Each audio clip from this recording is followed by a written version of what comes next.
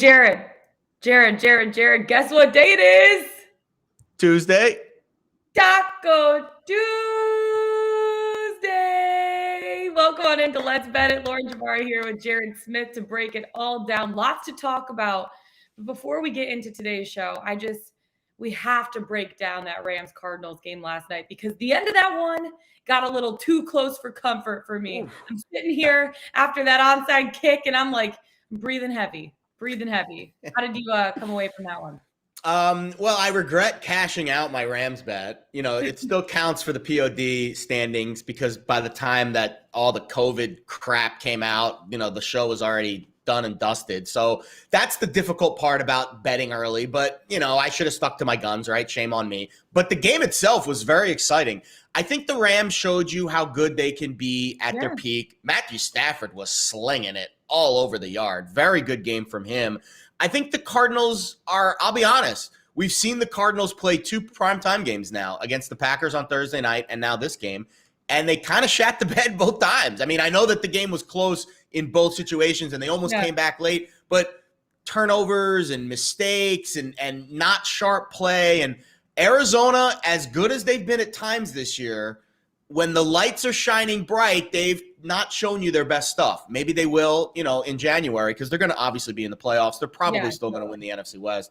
But, you know, maybe a little bit of weakness there with Arizona, which opens up for Green Bay and Tampa Bay and maybe some of those other NFC contenders or the Rams to continue their, strive for the Super Bowl. So exciting game, fun game, but maybe a little weakness with Arizona in those big primetime moments. Yeah, do you think a little bit of that weakness came with the play calling? Because everyone was talking about how they should have spiked the ball instead of just, random play. Yeah, that's tough. And, you know, in the last few seconds of the game, I'm not going to, fault Kingsbury for like one play. But, yes, absolutely. They should have ran up to the line, spiked it, given Kyler Murray one more chance to throw a Hail Mary to the end zone. At that point, it was a Hail Mary anyway, so the odds of anything really happening positive for Arizona were slim. But I think in general, just the polish that the Cardinals showed yesterday in a primetime game against the depleted secondary with their best tight end weapon out, with the best cover corner maybe in the league out, I thought Arizona should have played a little cleaner, and they didn't. And the Rams deserved that game, and they won it. Yeah, you texted me immediately when the Higbee news came out, and you're like, ooh, this might not be the best for our Rams pick. I'm like, Jared, you got to stick to your guns. We got to stick to our guns. Make it happen. See what happens. You know what? It got a little too close for comfort at the end. I was a little bit unwell. Sitting here, it was hard for me to fall asleep. You were unwell? A little Matchbox 20? I was sweating a little bit, but you know what? We came out on top. We feel good about it now. We're heading into Tuesday with good vibes. New week. Shake it off.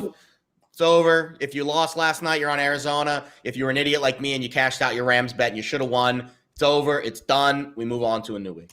I always have this phrase that I coined, WWY. Why would you, Jared? Why would you cash out for that one? Because I am with these COVID, I have like PTSD from the COVID stuff because like I've been burned so many times where I put a bet in and then right after the bet gets put in, all these guys get announced out and certain sports books let you cash out. And it's not like I lost the bet. It'd be worse if I went back on the other side on Arizona and lost. I think my strategy now is when there's all kind of COVID stuff that screws up the handicap, I would just rather wash my hands of the game and move on to the next game because there's a million games that you can bet on. But in this particular instance, yes, hindsight's 20/20. I should have stuck to my guns, and you learn from your mistakes, right? You learn from it. Fool me once, shame on you. Fool me twice, shame on I've fooled and shamed a bunch of times in gambling, so I don't even know if I can count for that saying anymore. Well, it's Tuesday. It's week 15 now of the NFL, and we're moving on. Wiping our hands, moving on. All right. Every single day we have this show, 10 a.m. Eastern time. Make sure to like, subscribe, comment, because we want to hear your picks, your comments. We want to give you our picks. So make sure you're tuning in every single day. It's great. All right. Lots to talk about today. My favorite, NHL Ice Picks. A lot of games. It was actually really hard for me to narrow down some of my picks heading into tonight. So we're taking it to the ice, NHL Ice Picks. We have some college basketball picks with our friend Jim Root. Jared, we're heading across the pond, hearing some of your kick picks, and then we can't end without our best bets of the day. And Pickswise, 3-star play of the day. So without further ado, let's get into it and let's bet it. NHL Ice Picks, so many games on tonight. It's hard to narrow down, Jared. who do you got heading into Tuesday night? Yeah, this is a big card tonight. And I'll be honest, I think the odds of me adding to this card before the 7 o'clock Eastern puck drops, very high. Very, very high. I'll start with a game that I think is I think these teams are kind of heading in neutral directions.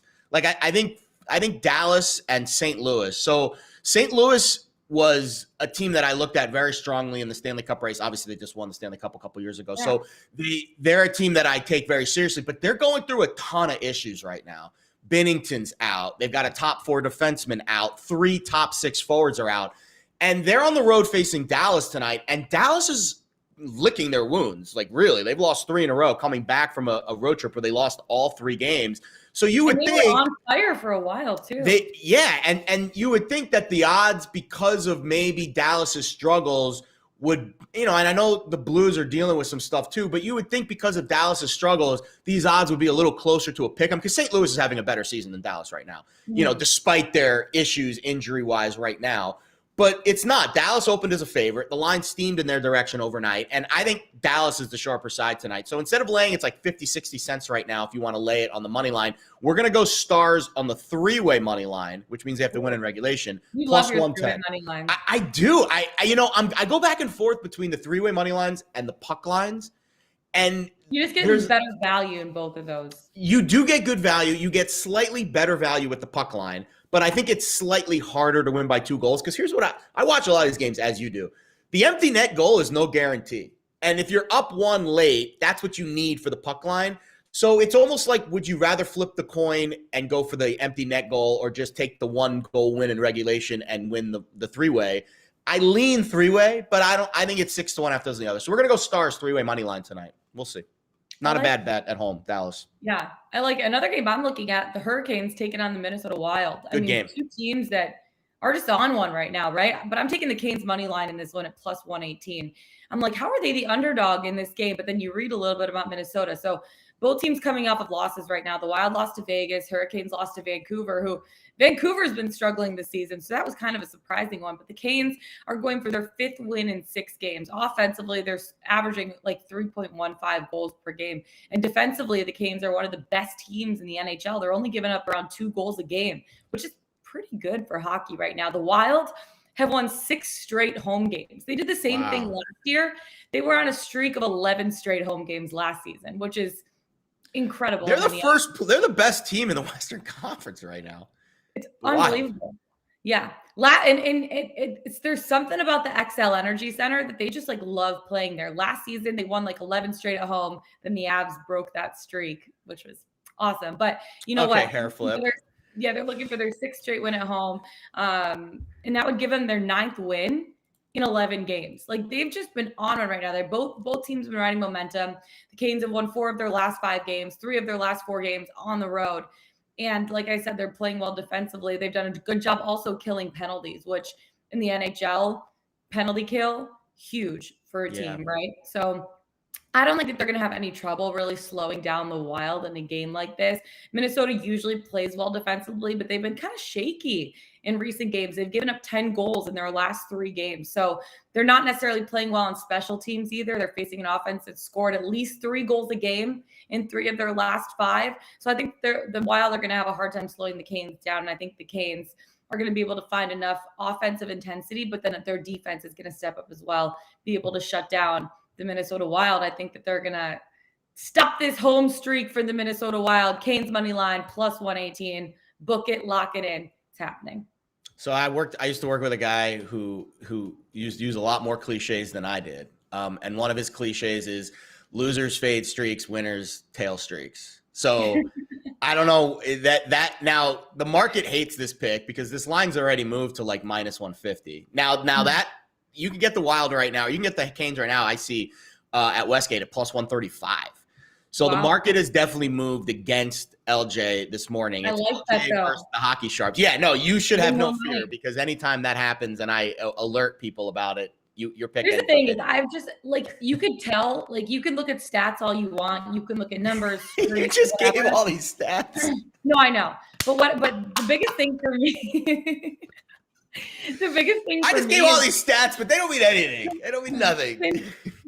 because since, obviously I'm in Atlanta now, so I get Bally Sports South. I'm watching all of these games. The Canes are in Bally Sports South. Yeah. I watched a lot of Hurricanes hockey this season. They just look connected. They look clear. They know what they're doing. I love them. I mean, listen, I've got to play on them to win the cup. So yeah. I'm all covering hockey for 3 years, you could tell, like, sometimes a team's on a winning streak, but they're not playing their best hockey. I think that even though the stats do favor the Wild in this one, Canes still have pretty good stats on their side, but just watching them play, you can see how connected they're playing as a team. And that's what does it for me. So I like Chat's popping off tonight. Bruins, Oilers, or Penguins? I know you're talking about the Bruins Knights game, right? So I'll let you handle that one. Canucks or Sharks, both to win at home. Jennifer, thank you for the questions, by the way. Canucks are at home against Lumby. It looks like that line's moving a little bit in Vancouver's direction. East Coast teams going to Canada, especially the West Coast of Canada. I always lean towards the Canadian home teams. And then the other one, what was the other question? Sharks. San Jose at home against Seattle. Yeah, market's moving in that direction too. I would say the sharp money's on Vancouver and San Jose tonight. But again, those are, medium-sized favorites. So maybe you want to play them in regulation or maybe you parlay them both together. But anytime those West Coast Canadian teams play an Eastern Conference team, those are tough road trips for those teams. So it's hard for me to bet on the Kraken right now. They're figuring it out. Our under season points total bet's looking really good there, huh? 92.5 points. Seriously. That's looking real good. I know. And I'll take the Vegas Boston one. I'm actually taking VGK money line in this one, plus 110. I love my plus money lines, and I'm getting quite a few of them today on the hockey scene. That's not a bad one. Yeah. It's an interconference battle. Two teams, they want to improve their playoff positioning. Two teams that maybe we expected a little more from at the beginning of the season that haven't had necessarily the strongest start, but both teams have momentum coming into this game. Golden Knights won 4 of their last 5. Boston has back-to-back wins in the books right now. I think Vegas is happy to have Max Pacioretty and Mark Stone back in the mix because their offensive attack is way more dangerous with those two guys in the lineup. In fact, they're 4th in the league in goals per game. I think that's a prime example of what they're able to do with Pacioretty and Stone in the lineup. Boston relying on their defense to try and carry the load right now.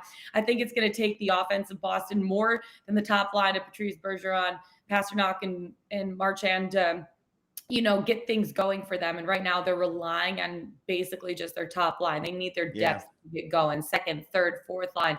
Because let me tell you, the top line isn't going to take care of business every single night. If they have one off night, you got to have someone else that's stepping up to do that. And right now Boston isn't.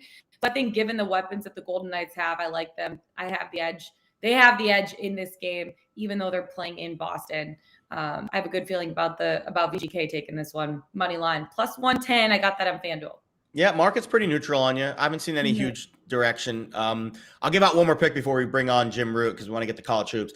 I don't bet a ton of totals in hockey. I actually prefer unders when I do bet them, but the Jets Sabres over is tickling my fancy a little bit because Buffalo is brutal on the road. I hated that. Tickling my I hate that. You didn't like that one? No, never again. Not when I'm on the show, Jared. All right, hold on. Let me write that one down, Lauren. Lauren does not like tickling my fancy.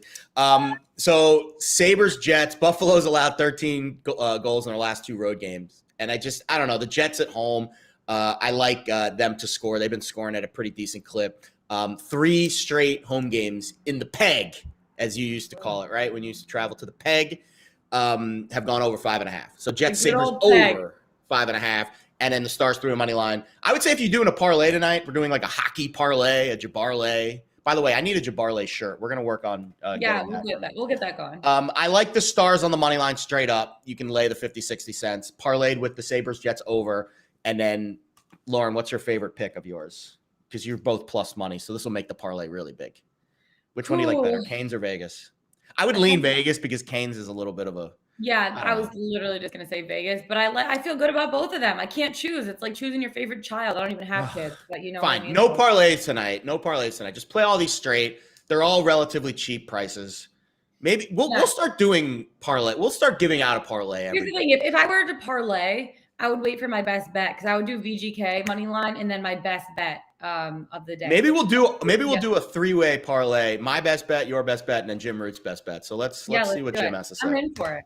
I'm here for it. I know. Also, quick side note on Winnipeg. Cole, I would be I would put probably my entire life savings to bet on it is the coldest city in the entire world. Like, honestly. I would bet that it's not, but it's probably pretty cold. There's colder cities. The entire world? There's 2 streets, Portage and Maine. And like Antarctica? Standing on the corner of that street is a death sentence. It was like negative 47 degrees Fahrenheit. It was so cold. I've never been so cold in my life. Okay. Side note.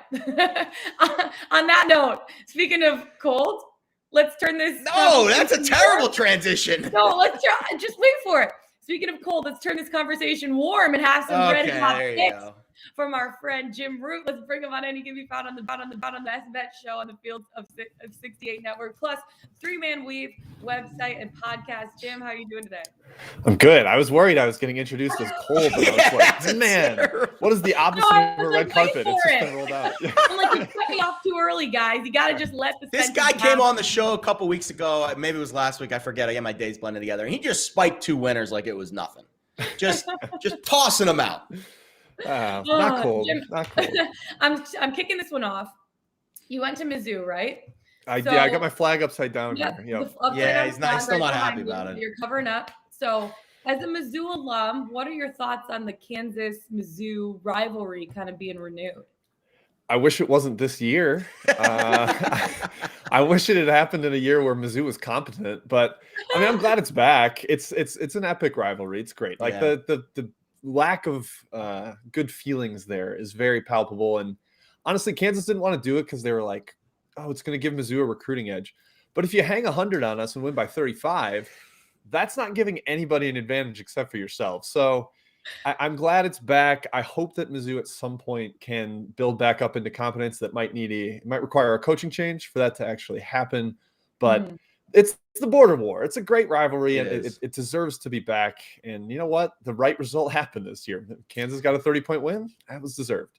It's crazy because, all these rivalries, we saw Syracuse, Georgetown recently. We've seen Nova, Syracuse, all those Big East rivalries that really have, kind of dissolved over the last few years. And, you're going to see in the Big 12 too. So it is nice. There is a little, nostalgia with some of these games. So it is fun to get them. We saw some upsets. How about the Jersey Mike's Arena being ground zero for college basketball? For college basketball upsets last week.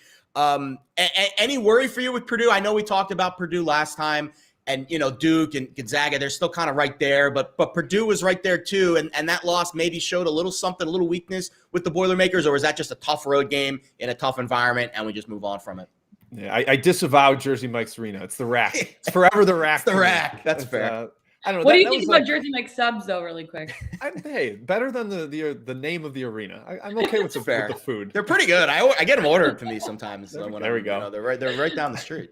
As for Purdue, I mean, that was like a home run Super Bowl-esque spot for Rutgers. Yeah. I'm not terribly panicked about it. And they did get up like in the second half of that game, and then Rutgers came back in. Maybe the more concerning one was the NC State game. I thought that exposed like an actual weakness in the way Purdue plays, and that's perimeter defense. I mean, teams that can slash from the wings, have a bunch of ball handlers, that's basically NC State's MO, can really give them problems, can put up points. So they've got to figure out that part of their defense when their bigs get in space. They're not as strong. So I mean, they're still the Big Ten favorite. They're still a top 5 team, but it's not like an unassailable number 1 squad. That's for sure. Yeah, I look at a team like Alabama, who they've been playing pretty well all season. I want to talk a little bit about the Bama-Memphis game that's going to be going on. But for Bama's coach, Nate Oates, like, how far do you think he can take this team this year in March Madness?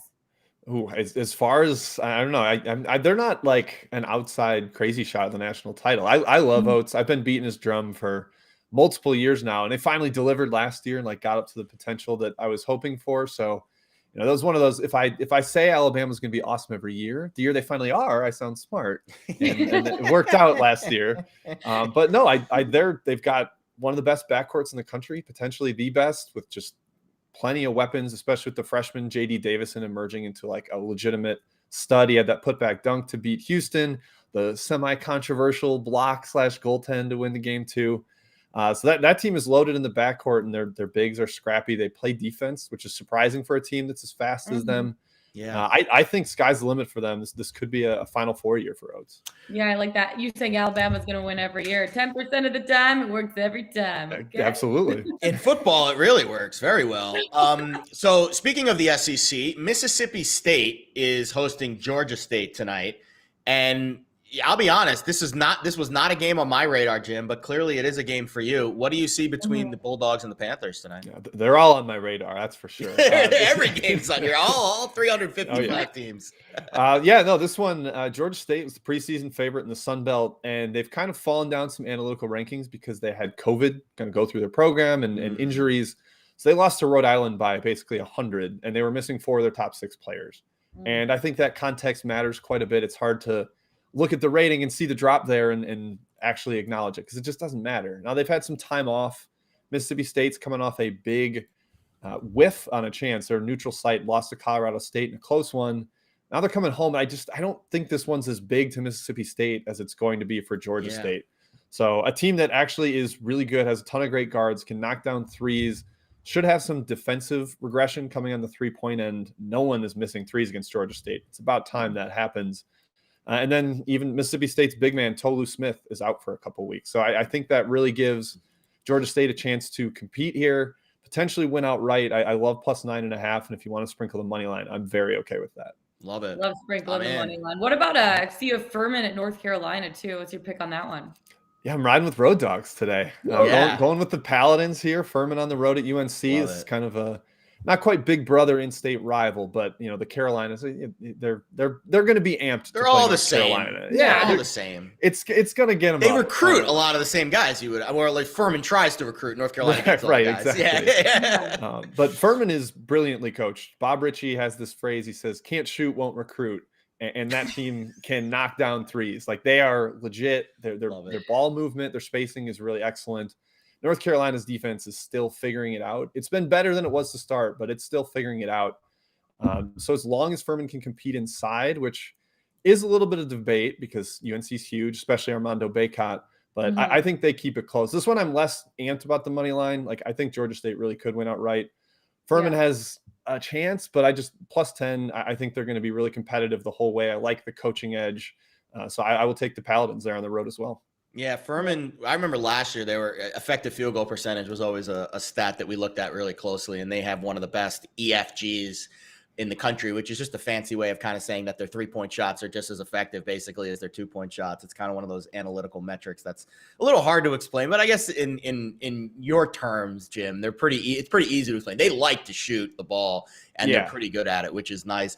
I'll be honest, we're at that point now in the season where the conference games are starting. You're starting to see separation between some of the good conference teams and some of the bad conference teams. Does the futures market separation at all make sense to you? Gonzaga, Duke, Purdue, and then there's a little bit of a drop off. Maybe Kansas is kind of in that first tier. But are those the 4 best teams right now, or are there teams kind of in that middle tier that you think in conference play, when things really start to get tight, that's when those teams are going to elevate themselves a little bit? I think that's 4 of the best 6. I think Baylor and Arizona are in that group. Like Arizona's down there right now, 25-1 at a lot of shops. You can that's a pretty decent price on them. I adore this Arizona team. I saw them in person here in Vegas against Wichita State and Michigan, and like 10 minutes into the Wichita State game, I was like, I'm getting a future on them. Got 95-1. Because they looked so good in person. They jumped off the court. Like they're huge, they're athletic, they're smart. They love playing together. Like there's just kind of a cohesion to them. They've got this Estonian point guard, Kirk Kriisa, that's he just gets under your skin as an opponent, but as a teammate, he really rallies you. So I love Arizona there. I think Baylor too is right up there once again. Their freshmen forwards are good enough to make that defense elite once again, as we saw against Villanova. So like anybody in that 6, I think are like the favorites to win the title. Since you're getting a little bit better price on Arizona and Baylor, that's where I look for value right now. Love it. Yeah. I know another game tonight that people are talking about, Houston versus Louisiana. I just wanted to say Ragin' Cajuns. I just love saying that. So I only call them the Cajuns. I don't acknowledge Louisiana. It's just the Cajuns, baby. And you're not allowed to call them Lafayette anymore. They get really mad because Lafayette College. Yeah, it's like they're Louisiana. I used to work in the Sun Belt, and I used to get yelled at by their media person. Like, no, we're not Lafayette. We're Louisiana. I just keep it simple and say Cajuns, like Lauren. That's the way to go. Cajuns, baby. Great post-game meals for their baseball teams, though. They used to feed us all kinds of crawfish and all that stuff. I used to love it. Oh. Also, speaking of crawfish, I had crawfish for the first time this summer. Guys, it is so good. Delicious. What did you do, like the boil with it all laid out? Yeah, you got to do like the whole thing. Yes. The whole big. The whole shebang. You got to, if you're going to do it, you got to do it. They do food right down there in Cajun country. Yes, they do. I know. As for this game, though, I'm worried it might be a bit of a Cajun crawfish boil. This is a good Louisiana team, but they've got injury issues right now. They're starting point guards out. Brian Ayu, they're like all conference defensive player of the year. Big man Theo Akuba's missed a couple games. He's had his foot in a boot, so we don't know if he's coming back. And Houston just is like designed to destroy bad teams because they never take their foot off the gas. They're hyper intense. They're physical, and they just lost that heartbreaker to Alabama. So I could see you saying like letdown spot off that, but the way they're coached, the way they play, it's not really a team I see as having letdowns per se. Yeah. I think this is more like a get right, beat up a sort of a team that I like, the Cajuns, but just the injury issues have me staying away. I can't get on them right now, especially playing Houston angry right now. Creighton is a home favorite to Arizona State tonight. I haven't really looked at Arizona State much. I know Creighton's kind of been all over the place to start the year, but they're still a really good, talented Big East team.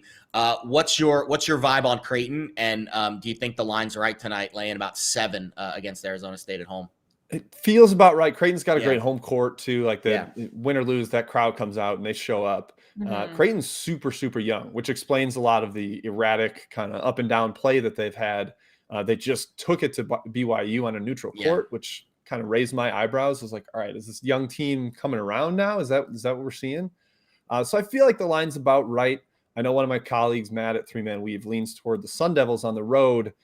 They're a pretty strong defensive squad this year, which is weird. That's not a Dan Hurley staple. Yeah. They're missing Marcus Bagley. He's their best offensive threat, kind of a stretch 4, spaces the court.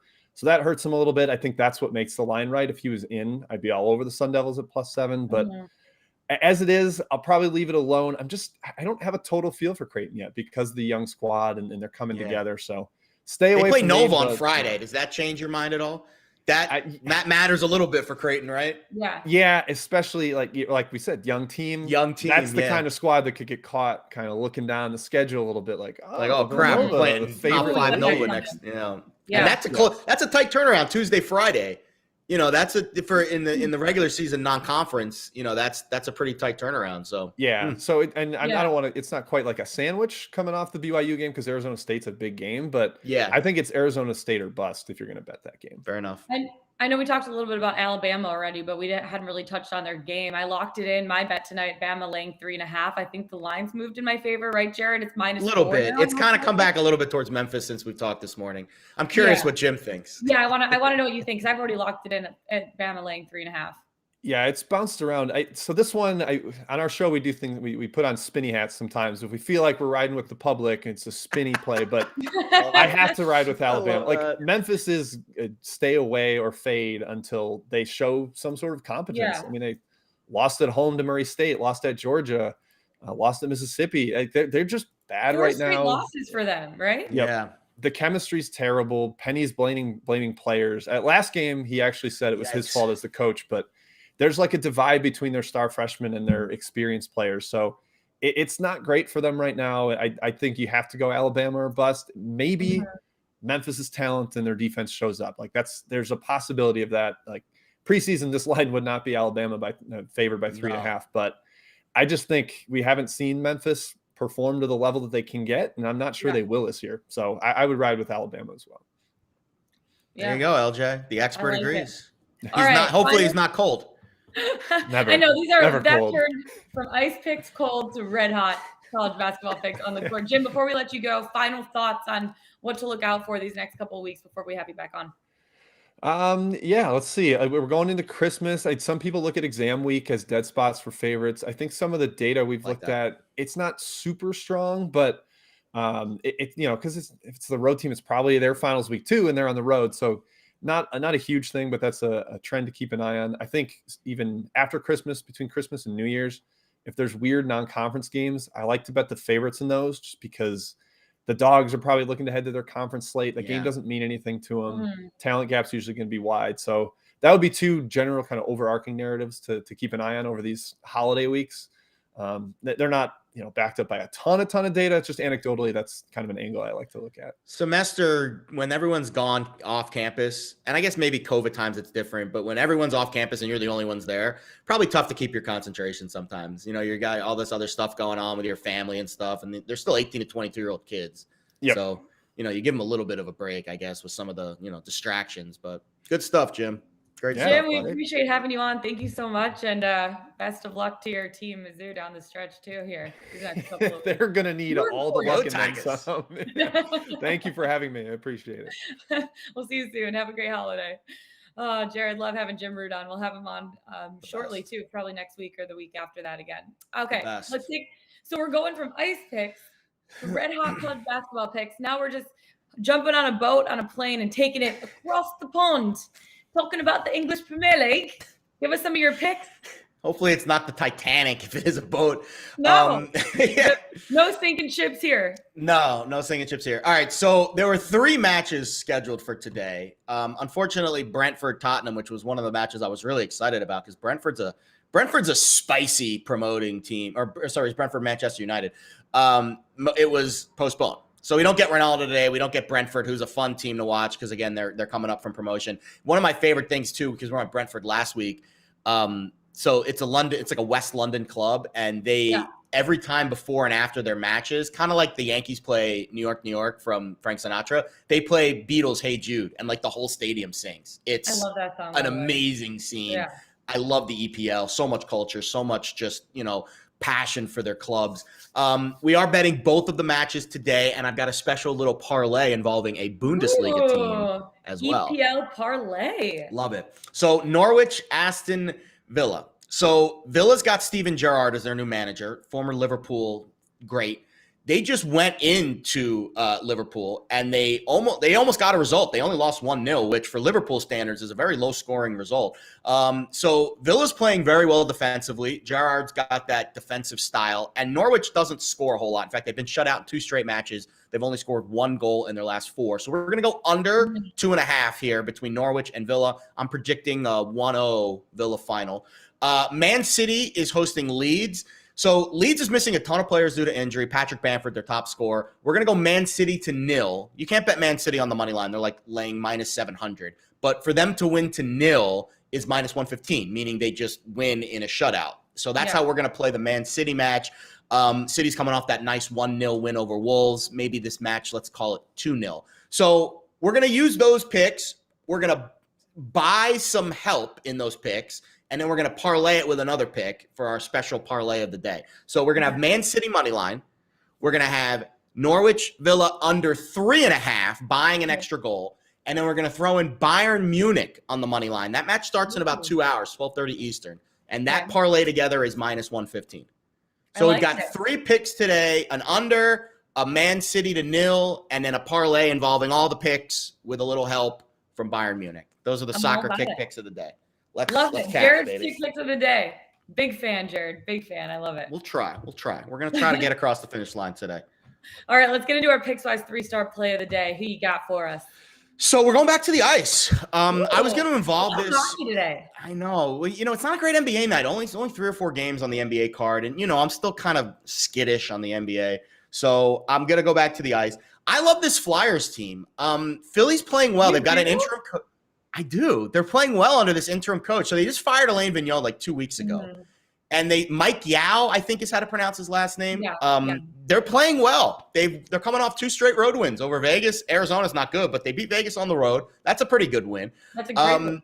And the Devils are really struggling. They've lost 6 of their last 7. They're dealing with a ton of COVID issues. Nico Herscher's out, second line center. They got a top 4 defenseman, Ryan Graves, out. And I watched that Devils-Islanders game the other night, and the Devils really struggle without those 2 guys. The Islanders, who have not been scoring goals, put on a big number, put on a big show for their home audience, finally got a win at home. And the Flyers, again, with Carter Hart, I think they've got the matchup edge in goal, and I think the Devils are kind of on the struggle bus right now. So Flyers only laying about 20 cents on the money line at home against the Devils. I think they make it another win under their new interim head coach. We're going Flyers tonight. Best bet of the day. He's flying into the money. Fly guys. I love it. I love it. All right, this is for all my Colorado Avalanche people out there because I am riding strong on the Colorado Avalanche right now. They're taking on the Rangers at home, and I'm taking the Avs puck line at plus 120. The Rangers, this is a spot where they're looking for a little bit of revenge. They got crushed by the Avs last week, 7-3 in New York. Granted, the Rangers were coming off of a back-to-back. They played in Chicago and then had to fly home after the game to take on the Avs. Still, the Avs showed what they're capable of doing. The Rangers have now dropped their last game to Nashville. They're 1-5 against the spread in their last 6 games. Colorado, 3-1 against the spread in their last 4. I look at the Avs right now. They're playing like lights out hockey. The net looks as big as an ocean for them right now. 78 goals, Jared. 78 goals in their last 15 games. That's not normal. That was such a corny cliche, but I love it. I know. You love to see it. But 78 goals in 15 games, that's literally like, I can't even do the math right now, but that's ridiculous. It's ridiculous.